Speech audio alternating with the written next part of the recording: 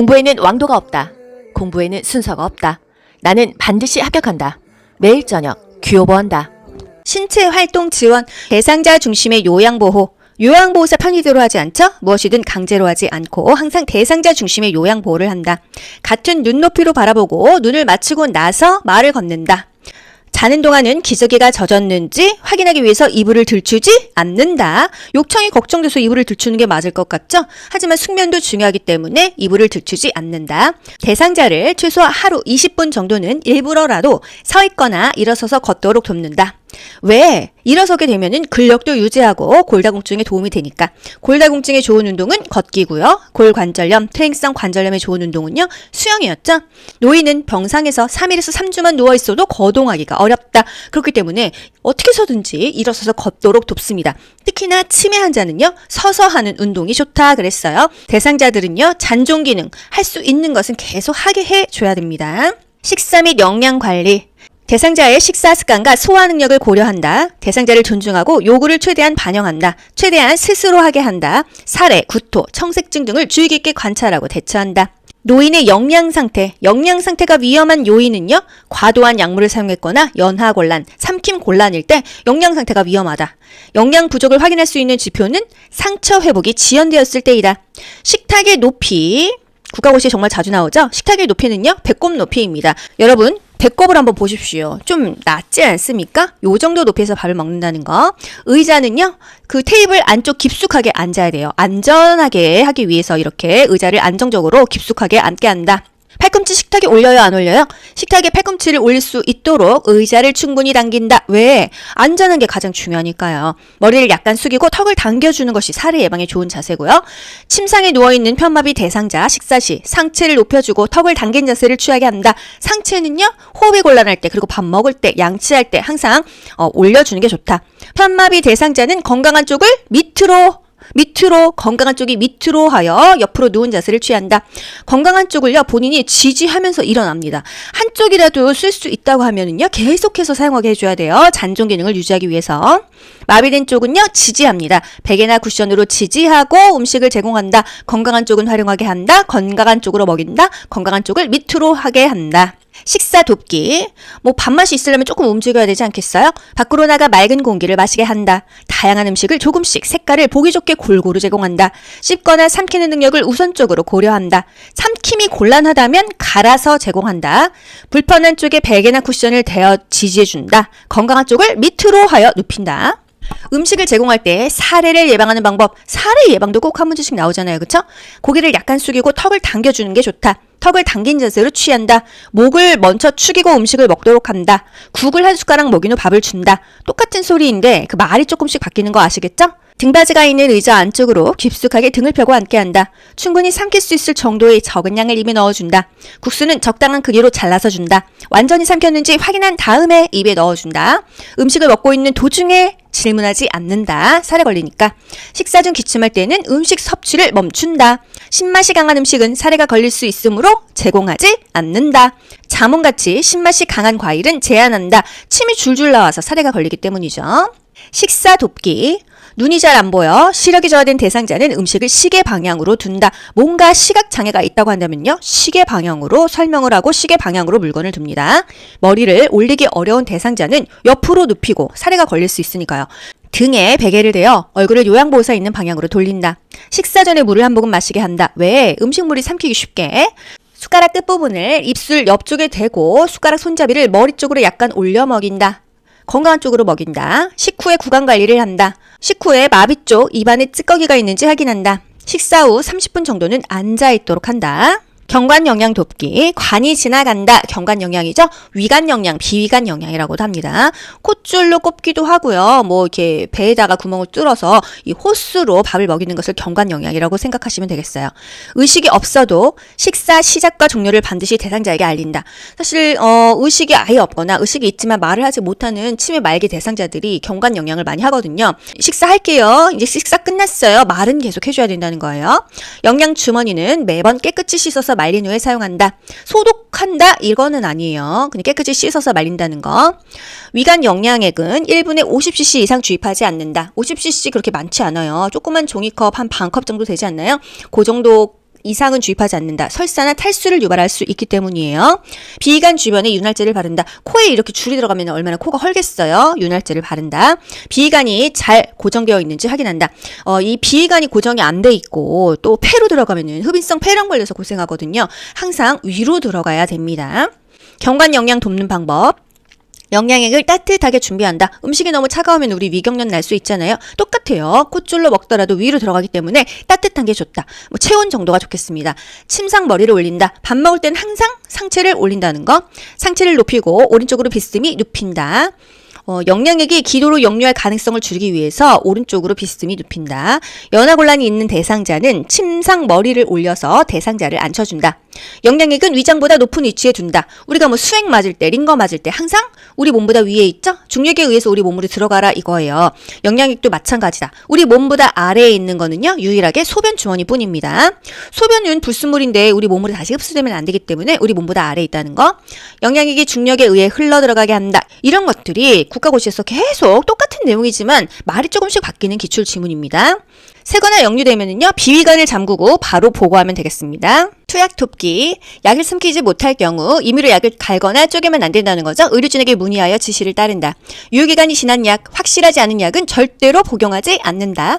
혈압약, 매일 투약해야 되는 약물 반드시 투약해야 된다. 약 처방이 바뀐 경우에는 이전 약을 먼저 복용한다. 6개월마다 대학병원 가지 않습니까? 받아놓은 약이 많다 하더라도요, 최신 약을 먼저 먹여야 되는 거예요.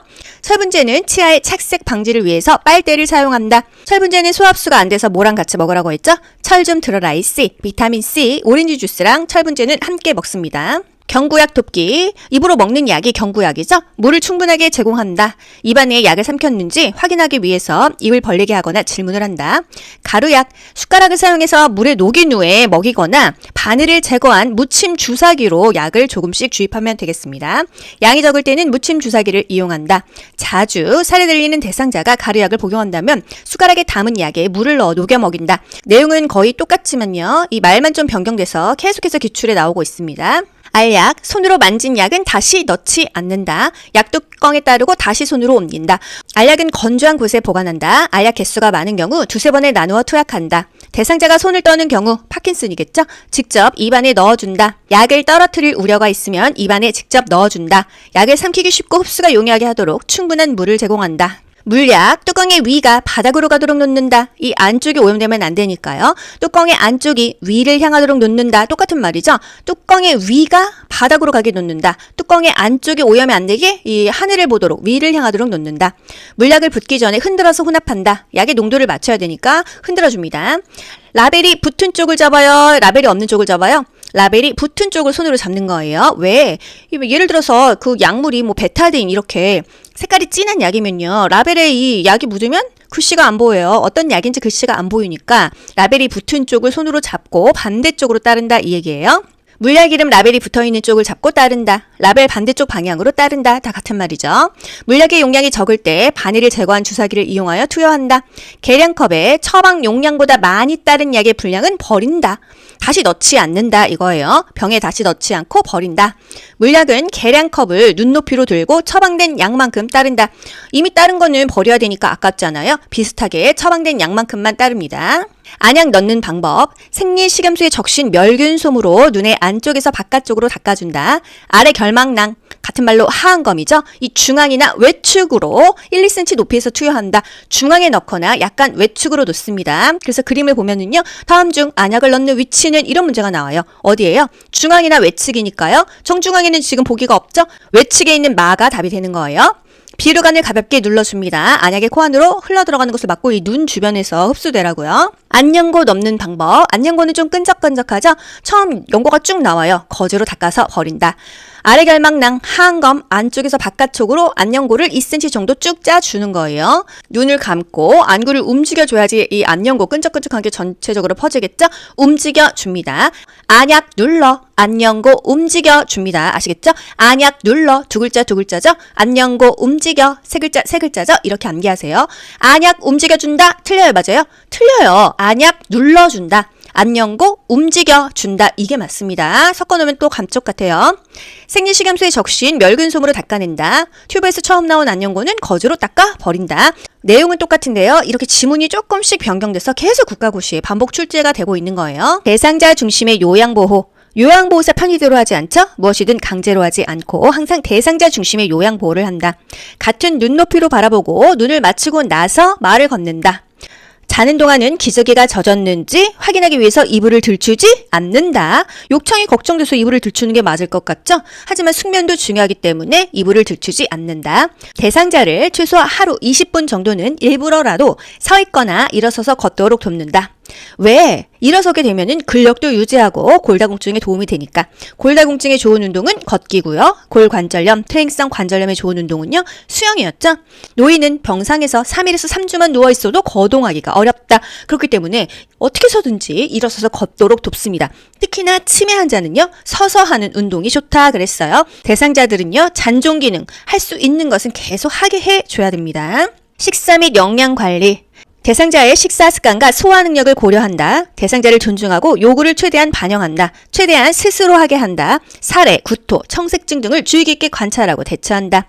노인의 영양 상태가 위험한 요인은요. 과도한 약물을 사용했거나 연하곤란, 삼킴곤란일 때 영양 상태가 위험하다.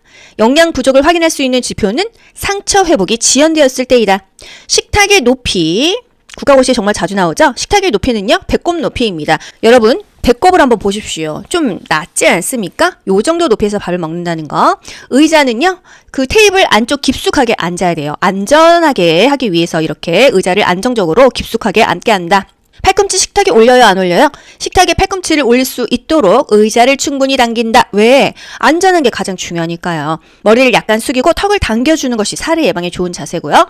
침상에 누워있는 편마비 대상자 식사 시 상체를 높여주고 턱을 당긴 자세를 취하게 한다. 상체는요. 호흡이 곤란할 때 그리고 밥 먹을 때 양치할 때 항상 올려주는 게 좋다. 편마비 대상자는 건강한 쪽을 밑으로 건강한 쪽이 밑으로 하여 옆으로 누운 자세를 취한다.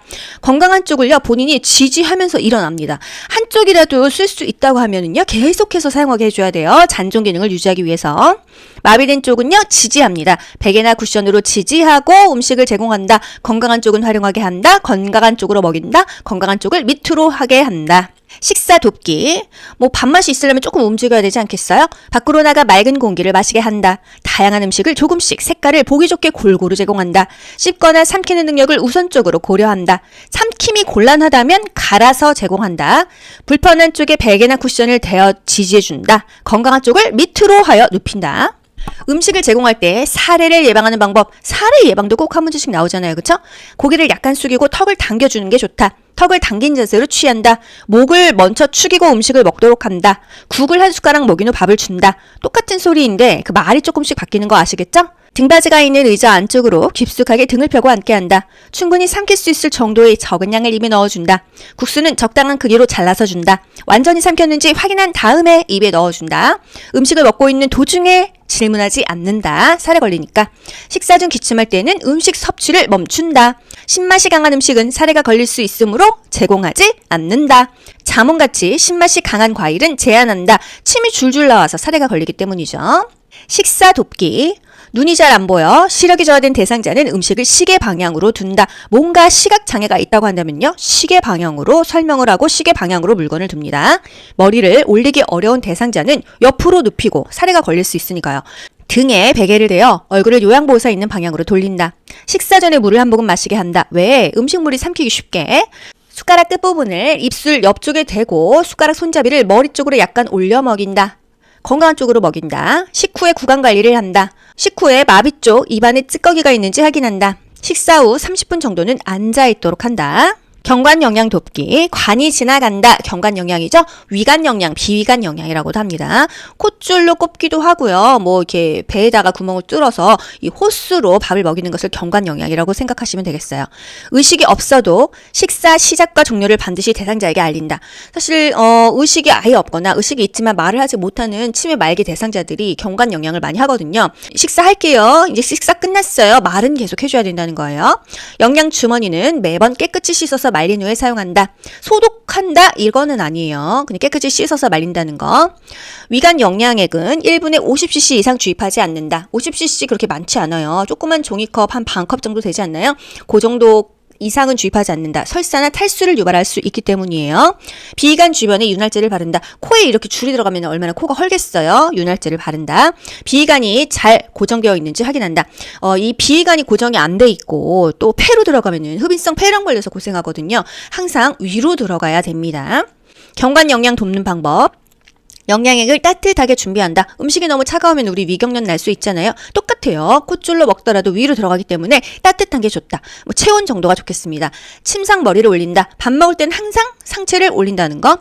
상체를 높이고 오른쪽으로 비스듬히 눕힌다. 영양액이 기도로 역류할 가능성을 줄이기 위해서 오른쪽으로 비스듬히 눕힌다. 연화곤란이 있는 대상자는 침상 머리를 올려서 대상자를 앉혀준다. 영양액은 위장보다 높은 위치에 둔다. 우리가 수행 맞을 때, 링거 맞을 때 항상 우리 몸보다 위에 있죠? 중력에 의해서 우리 몸으로 들어가라 이거예요. 영양액도 마찬가지다. 우리 몸보다 아래에 있는 거는요, 유일하게 소변 주머니 뿐입니다. 소변은 불순물인데 우리 몸으로 다시 흡수되면 안 되기 때문에 우리 몸보다 아래에 있다는 거.